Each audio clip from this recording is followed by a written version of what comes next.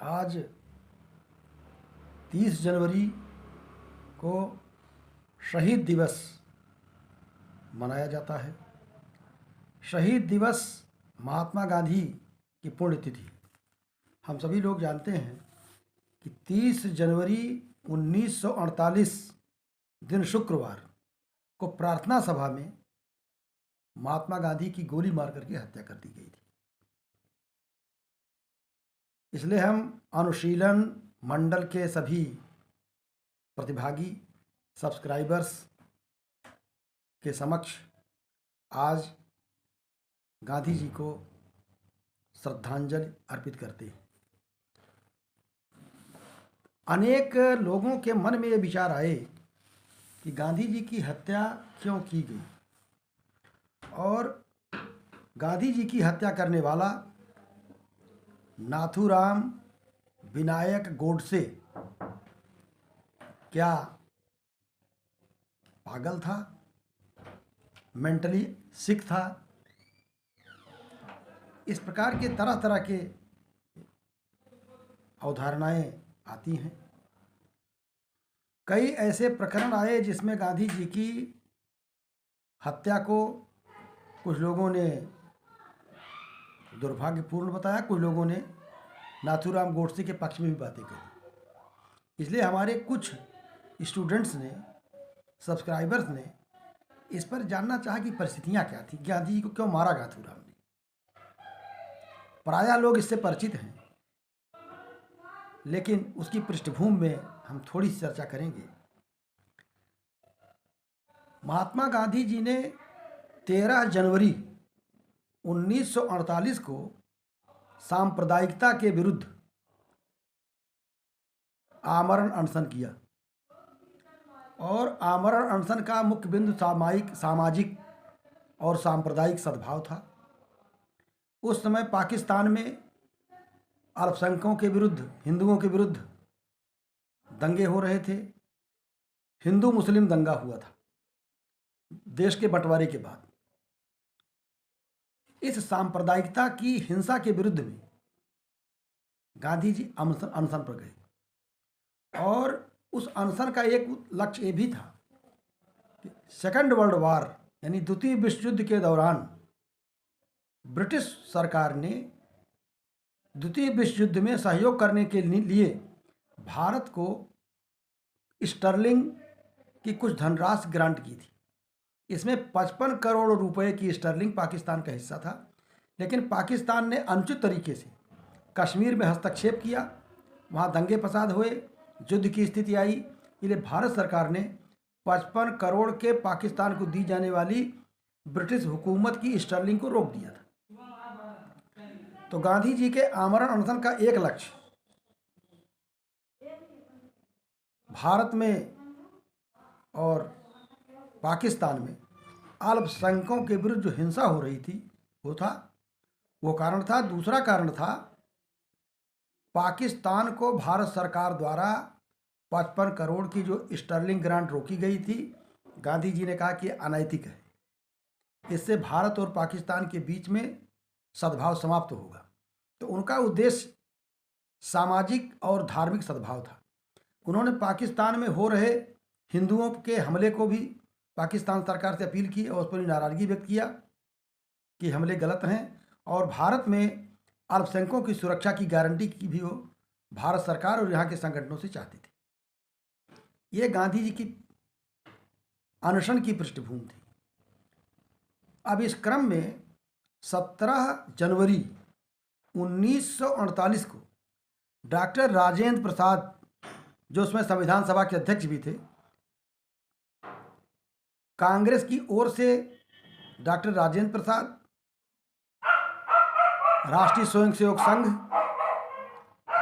जमायते उलेमा और सिख संगठनों ने गांधी जी को लिखित रूप से यह आश्वासन दिया या वचन दिया या घोषणा किया कि हम भारत में अल्पसंख्यकों की जीवन, संपत्ति और आस्था की सुरक्षा की गारंटी देते हैं और पाकिस्तान को दी जाने वाली 55 करोड़ के स्टर्लिंग ग्रांट भी भारत सरकार ने सहमत प्रदान की कि ये ग्रांट हम अशीघ्र पाकिस्तान को दे देंगे। ये गांधी जी के अनशन की पृष्ठभूमि थी। गांधी जी जब अनशन बैठे तो हिंदू महासभा, राष्ट्रीय स्वयंसेवक संघ और कांग्रेस के बड़े नेता, सिखों के बड़े नेता तो नतमस्तक थे, क्योंकि गांधी जी का व्यक्तित्व तो बहुत विशाल था। लेकिन जो उनके कार्यकर्ता थे कुछ संगठनों के, वो ये नारा लगा रहे थे गांधी जी को मरने दो।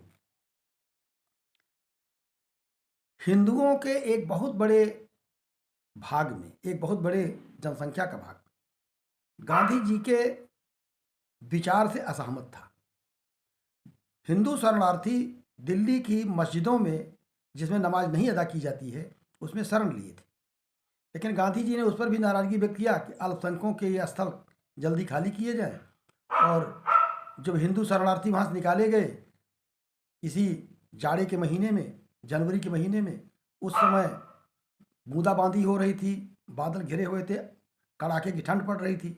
हिंदुओं के शरणार्थी, बच्चे, बूढ़े, महिलाएं, ये सब सड़क पे आ गए। तो इससे कुछ संगठनों के लोग गांधी से नाराज थे और 20 जनवरी 1948 को पंजाब के एक हिंदू शरणार्थी मदन लाल पाहवा ने गांधी जी के ऊपर बम फेंका। लेकिन उस घटना से गांधी जी बाल बाल बच गए। किंतु गांधी जी इस घटना के बाद में भी शरणार्थियों से पूर्ववत मिलते रहे, अपनी प्रार्थना सभा में पूर्ववत जाते रहे और अंत में 30 जनवरी 1948 को प्रार्थना सभा में पूना के एक नवयुवक नाथूराम विनायक गोडसे ने गोली मारकर गांधी जी की हत्या कर दिया। अब प्रश्न है कि गोडसे द्वारा गांधी जी की हत्या का औचित्य क्या था। गोडसे ने आत्मसमर्पण किया और अपनी गिरफ्तारी दिया। गोडसे ने ट्रायल के दौरान गांधी जी की हत्या के औचित्य को सिद्ध करने का प्रयास किया।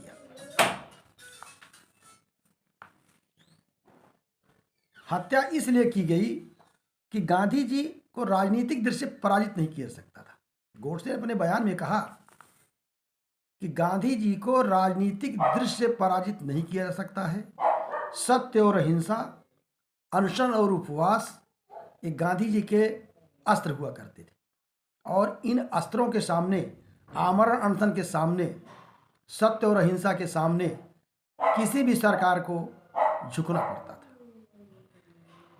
उसके मन में यह धारणा आई कि गांधी जी मुसलमानों का ज़्यादा पक्ष लेते हैं और जब हिंदुओं पर हमले होते हैं तो न कोई अनशन करते हैं, न कोई पद यात्रा करते हैं। जब अल्पसंख्यकों पर, मुसलमानों पर हमले होते हैं तो गांधी जी को बड़ी पीड़ा होती है।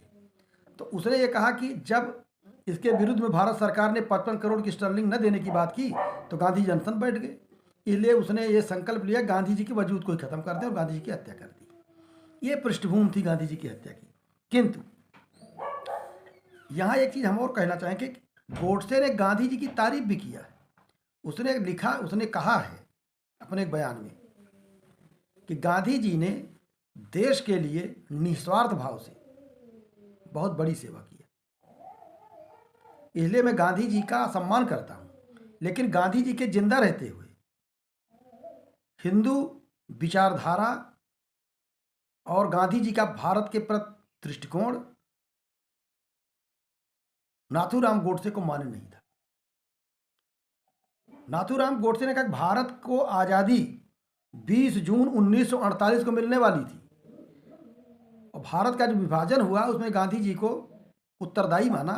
लेकिन 20 जून 1948 से पूर्व 15 अगस्त 1947 लगभग 10 माह पूर्व ही देश को आज़ादी मिल गई और भारत को टुकड़ों में बांट दिया गया। एक बहुत बड़ी आबादी मुसलमानों की भारत में रुकी रही, गांधी जी उसकी वकालत करते रहे, जबकि इनके आमरण अनशन पर पाकिस्तान के ऊपर कोई फर्क नहीं पड़ा। मोहम्मद अली जिन्ना ने कोई संज्ञान नहीं लिया इनके अनशन को। ऐसा नाथूराम गोडसे की धारणा थी।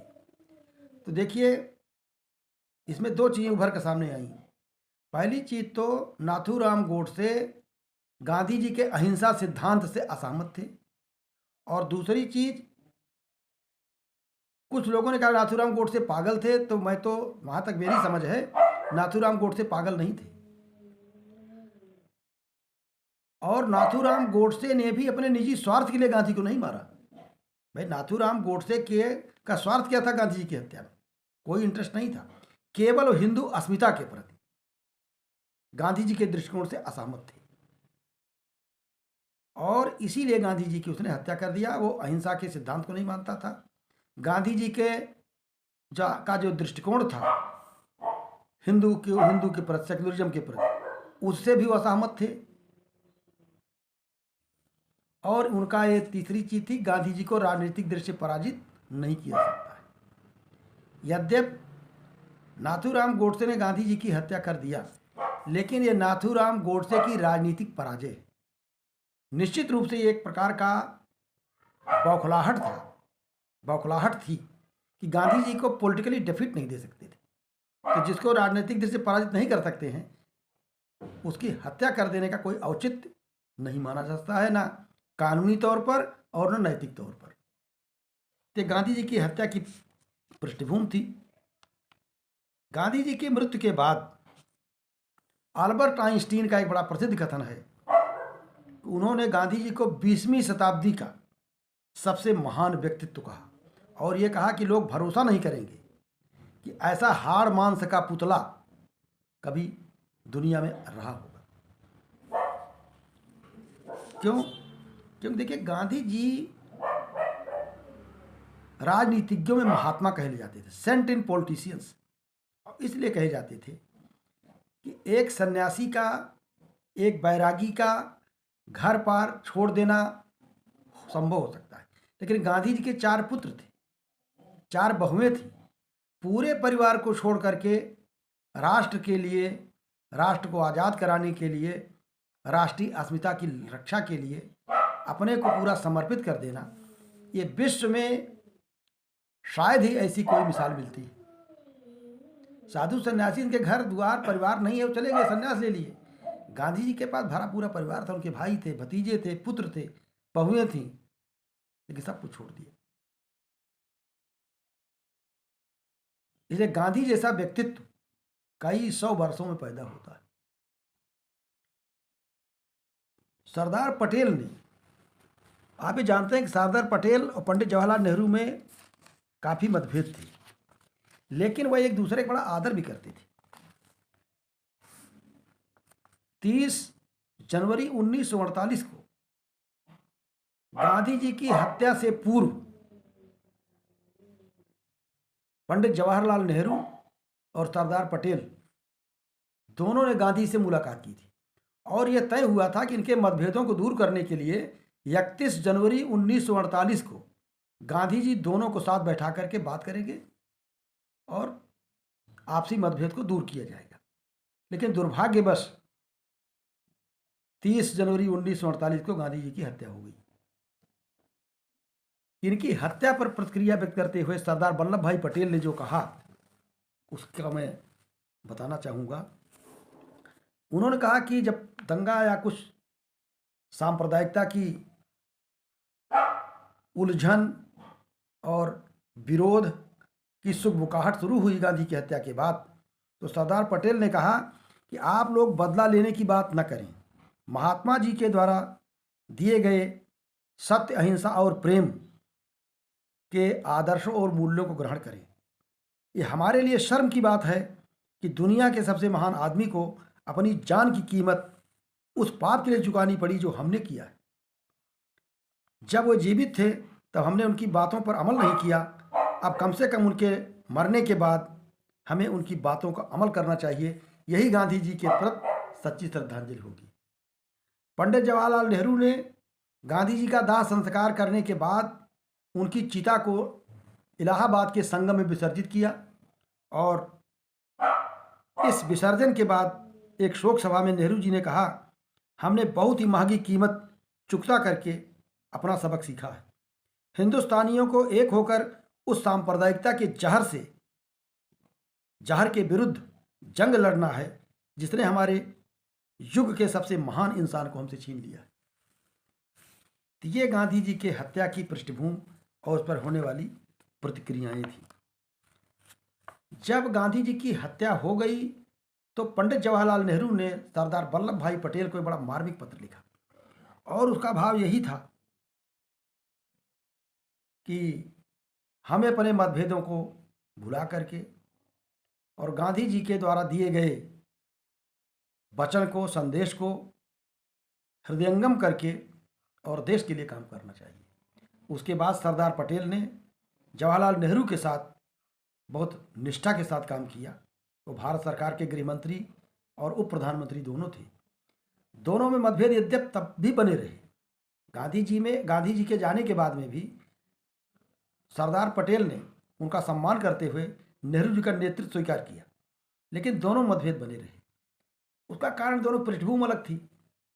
सरदार पटेल दक्षिणपंथी थे, ग्रामीण पृष्ठभूमि के थे, किसान थे। पंडित जवाहरलाल नेहरू वामपंथी थे, लेफ्टिस्ट थे और अल्ट्रा मॉडर्न विदेशों में पढ़े हुए थे और श्रेष्ठ ब्राह्मण कुल में उनका जन्म हुआ था। जाति उच्चता की बात भी थी। तो दोनों की कल्चरल यानी सांस्कृतिक, सामाजिक, वैचारिक पृष्ठभूमि अलग अलग थी। लेकिन सबसे बड़ी बात यह है कि उनके मतभेद होने पर भी एक दूसरे का बड़ा सम्मान था, बहुत बड़प्पन था। आज भी हम सरकारों को देख रहे हैं, अगर मतभेद हो जाता है तो लोग कैबिनेट से अपनी निकाल देते हैं या लोग इस्तीफा दे देते हैं। लेकिन पटेल ने ऐसा नहीं किया। 1952 में पटेल जी की डेथ हो गई।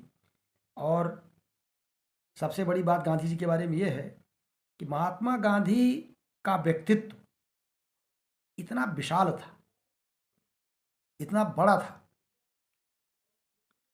कि वामपंथी, दक्षिणपंथी, सवर्ण और गैर सवर्ण सभी राजनीतिक विचारधाराओं के लोग, सभी जातियों के लोग, सभी मजहबों के लोग उस वटवृक्ष की छतरी के नीचे समायोजित हो जाते थे। उनका सम्मान सब करते थे। और गांधी जी के भी एक चीज और बताना चाहेंगे, गांधी जी सनातनी हिंदू थे। हम नहीं समझते हैं गांधी से बड़ा कोई सनातन धर्म का मानने वाला था। कोई भगवत गीता के बारे में आप जानते हैं कि श्रीमद् भगवत गीता गांधी जी का सबसे प्रिय आदर्श ग्रंथ था और उसको गीता माता कहते थे। तो गांधी जी राजनीतिज्ञों में संत थे। उन्होंने राष्ट्र के लिए बहुत कुछ किया। यद्यपि नाथूराम गोडसे का भी निजी स्वार्थ गांधी जी की हत्या में नहीं था, लेकिन किसी की भी हत्या को चाहे जिस इरादे से की जाए उसके औचित्य को सिद्ध नहीं किया सकता है। गांधी जी की हत्या नाथूराम की नैतिक और राजनैतिक पराजय है। उस विचारधारा की पराजय है जो किसी व्यक्ति को राजनैतिक दृष्टि से पराजित न कर पाने पर उसके वजूद को मिटा देना चाहे, उसकी हत्या कर देना चाहिए। तो मैं आज के 77 वर्ष पूर्व आज के दिन ही महात्मा गांधी की हत्या की गई थी। आज बृहस्पतिवार है, उस दिन शुक्रवार था। इन्हीं शब्दों के साथ हम उस महात्मा को उनकी पुण्यतिथि पर शत शत नमन करते हैं, जिनका राष्ट्र आजीवन ऋणी रहेगा। आजीवन मतलब जब तक ये राष्ट्र रहेगा गांधी याद किए जाएंगे और उनका देश की आज़ादी में बहुत बड़ा योगदान है। इन्हीं शब्दों के साथ गांधी जी को शत शत नमन करते हुए हम पुनः श्रद्धांजलि देते हैं। धन्यवाद।